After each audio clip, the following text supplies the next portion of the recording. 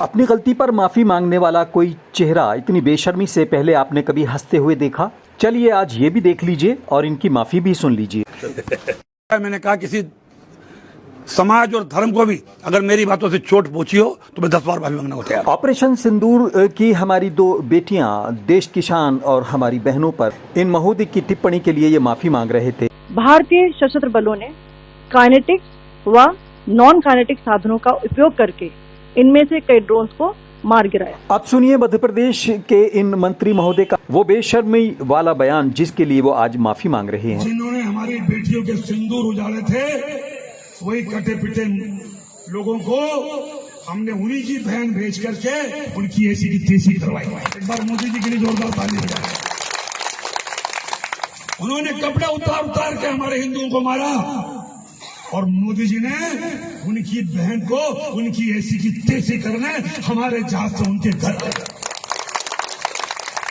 अफसोस ये नहीं कि ये लोग बहादुर बेटियों पर भी तंज कसने या उनको निशाना बनाने से बाज नहीं आ रहे। अफसोस ये भी नहीं कि इनकी जबान बेकाबू है और अफसोस ये भी नहीं कि बेशर्म लोग तालियां बजा रहे हैं। अफसोस ये है कि बेटी बचाओ के नारे के बीच ये पहले भी बेटियों पर और महिलाओं पर बदतमीजी कर चुके हैं और कार्रवाई के नाम पर मैनेज होते रहे हैं। बीजेपी में इनकी पावर का अंदाजा इसी से लगाया जा सकता है कि पूर्व मुख्यमंत्री शिवराज सिंह चौहान की पत्नी को भी इन्होंने निशाने पर लिया। एक दिन भाभी जी को लेके हमारे मैडम सीएम को, मैंने कहा भाभी जी चलो अपन आते हैं। बोले कहा ले जा रहा? अरे मैंने कहा कभी कभी हमारे साथ भी चला करो,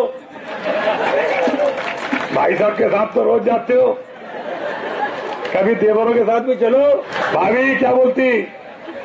बोले बस्ता। मैंने कहा तुम्हारा बाबा भैया? बोले मैं हूं ना, तो लिख। मंत्री महोदय कितने शर्मदार हैं ये आपने देखा।